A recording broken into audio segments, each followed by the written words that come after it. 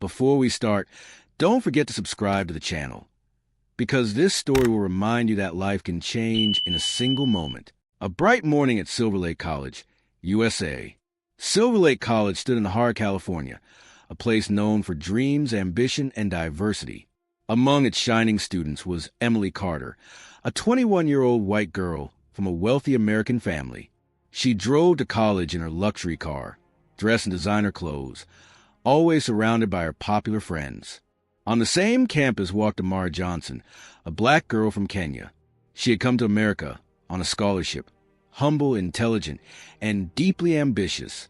She worked at a local cafe after classes to pay her living expenses. Though Amara was quiet, she carried a confidence that came from her struggles. She believed that education could change her life, and maybe even the world, but not everyone saw her that way. It was a Friday morning when the incident happened.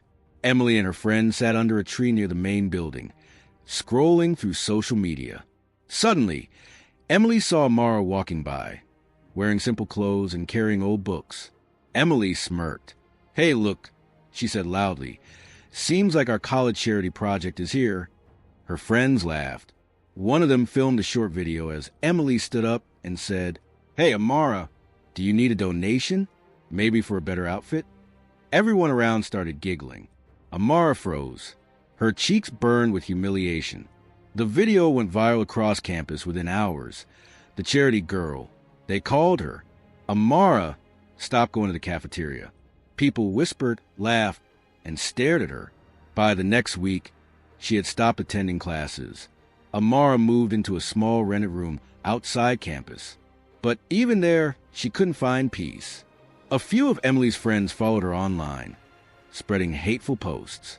"Go back to Africa," one comment said. Another read, "America's not for you." Her heart broke.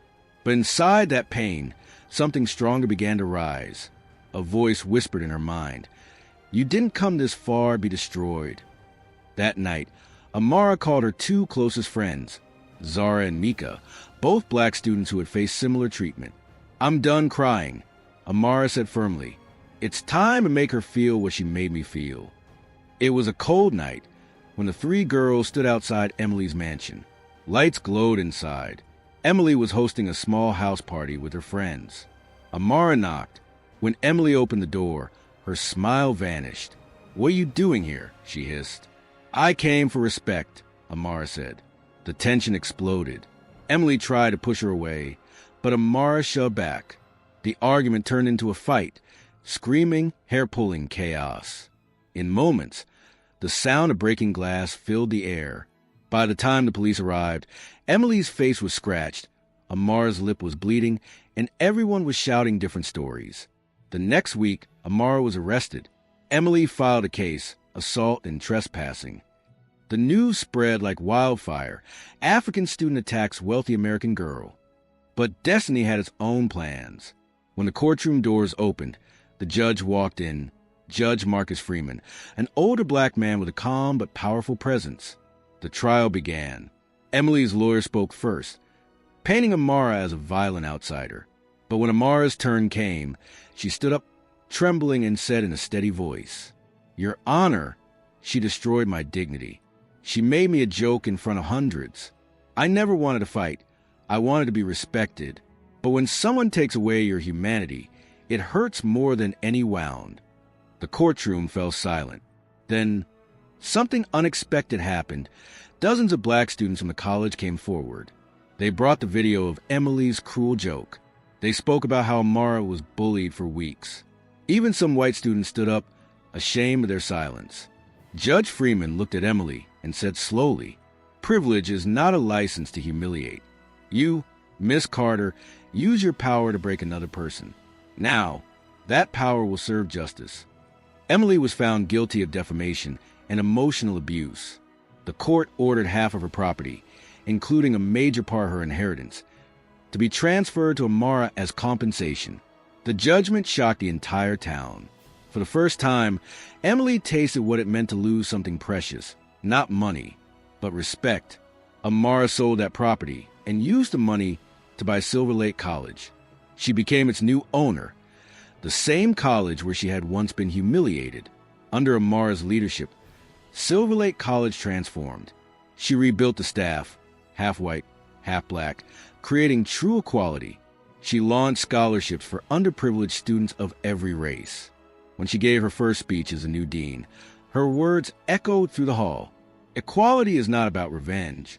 It's about giving everyone the same chance to rise. The students clapped. Even Emily, sitting quietly in the back row, had tears in her eyes. For the first time, she understood what Amara had been fighting for. Not power, not wealth, but respect. Months later, the government honored Amara with the National Human Rights Award. News channels called her the girl who changed Silver Lake.